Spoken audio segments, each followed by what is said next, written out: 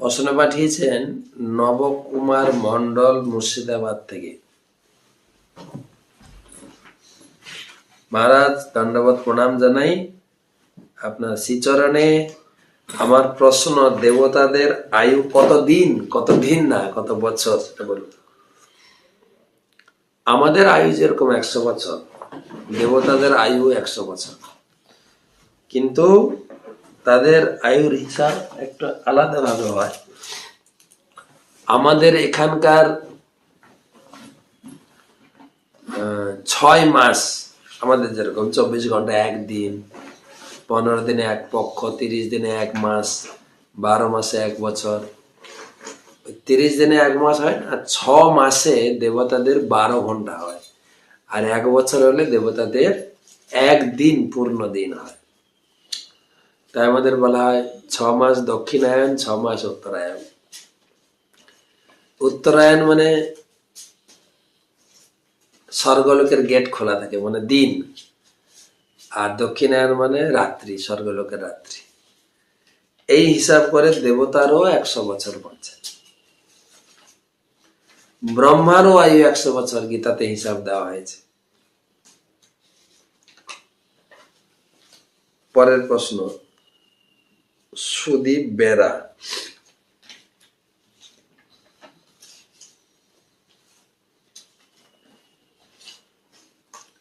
প্রভু তুলসী সম্বন্ধে কিছু জানতে চাই।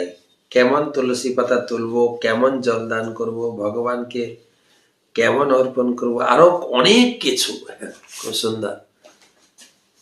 প্রথম কথা হচ্ছে তুলসী সেবা করবেন, সকাল সন্ধ্যায় তুলসী তলায় আরতি করবেন, তুলসী বন্দনা করবেন এবং তুলসীর পরিক্রমা করবেন।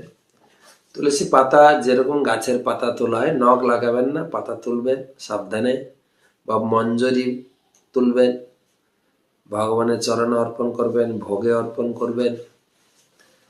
তো ভগবানের চরণে তুলসী অর্পণ করার নিয়ম আছে। আপনি তুলসী তুলে ভালো করে ধোবেন, একটু চন্দন লাগিয়ে, গাছে যেরকম পাতাটি থাকে যেরকম, ওই রকমই ভগবানের চরণে থাকবে। উপরের দিকটা উপরে, নিচের দিকটা নিচে।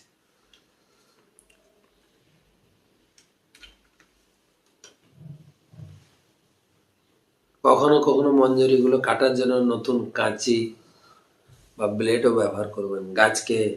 গাছে যেন বেশি মঞ্জরি না থাকে, কচি মঞ্জরি অবস্থা তুলে দেবেন, তাহলে গাছটা অনেকদিন, গাছের যেরকম পরিচর্যা করা দরকার সেই রকমই পরিচর্যা করবেন। প্রতিদিন জল দেবেন।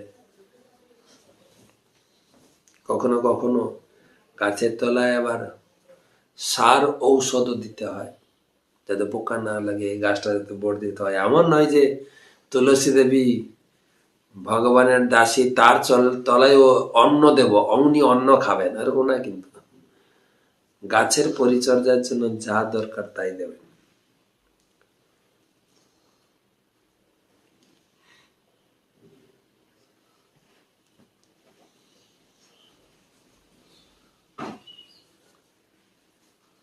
সুমনা বিশ্বাস, হরে কৃষ্ণ মহারাজ প্রণাম নেবেন। মহারাজ একাদশী ব্রত পালন করার পর দ্বাদশী দিন কি শাক খেতে হয়? একজন বলেছিল না, শাক খাওয়া নিষেধ আছে। যেরকম দ্বাদশী তুলসী তোলা নিষেধ, সেরকম শাক তোলাও নিষেধ। তবে কোন কোন ভক্ত আগের দিন শাক তুলে রাখেন, বা আগের দিনের তোলা বাজার থেকে কিনে নিয়ে আসেন। শাক না খেলে ভালো,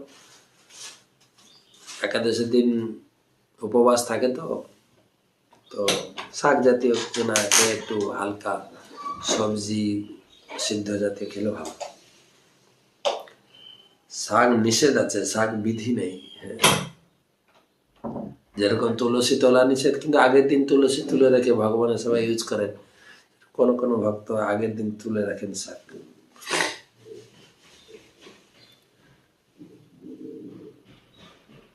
তারপরে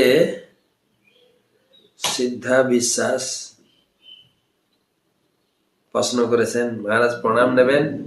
প্রভু গীতা দান আর গীতা প্রচার কি এক?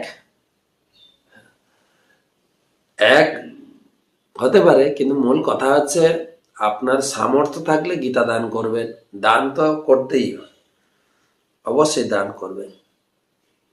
আর সেই সঙ্গে আপনি নিজে প্রচারও করবেন, নিজে বিক্রি করবেন, যাদের কেনার সামর্থ্য নেই দান করবেন, আর যাদের দান করার সামর্থ্য নেই প্রচার করবেন। আর আপনার সামর্থ্য আছে দুটো করবেন, কেননা গৃহস্থদের জন্য দান অবশ্যই করতেই হবে। দান গৃহস্থদের জন্য, ব্রহ্মচারীদের জন্য স্বাধ্যায়, বানপ্রস্থিতির জন্য তপস্যা, এরকম দেওয়া রয়েছে। গৃহস্থের মেন কাজ হচ্ছে দান করা আর অতিথি বরণ করা, অতিথি দেব ভব।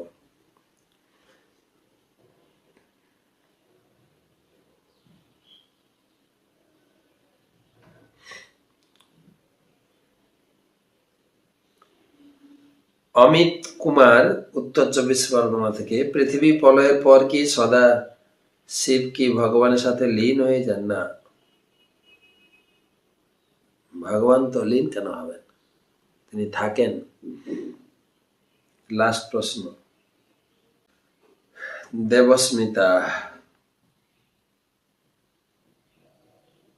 আমার একটা কোশ্চেন ছিল, মহাপ্রভুর ওয়াইফ বিষ্ণুপ্রিয়া আর লক্ষ্মীর প্রিয়া দেবী কৃষ্ণলীলা যে কে ছিলেন প্লিজ জানিও। তো কৃষ্ণলীলা সম্পর্কে আমি জানি না, তবে আমার গুরুদেবের কাছ থেকে আমি বহুবার শুনেছি বিষ্ণুপ্রিয়া হচ্ছেন সীতা দেবী, এবং সীতাকে যখন বনবাসে দেওয়া হয়েছিল, কিন্তু রামচন্দ্র যখন যজ্ঞ করতেন তখন স্বর্ণ সীতাকে পাশে বসিয়ে তিনি যজ্ঞ করতেন। তো সেই স্বর্ণ সীতা যেহেতু তাকে পত্নী রূপে রামচন্দ্র গ্রহণ করেছিলেন, সেই স্বর্ণ সীতাই পরবর্তীকালে বেদবতী বা লক্ষ্মীপ্রিয়া দেবী রূপেও এসে মহাপ্রভুর সেবায় যুক্ত হয়েছিলেন। তো ঠিক আছে, তাহলে আজকে এই পর্যন্ত রাখি। তো আপনারা ভালো থাকুন, সুস্থ থাকুন এবং সুরক্ষিত থাকুন। হরে কৃষ্ণ।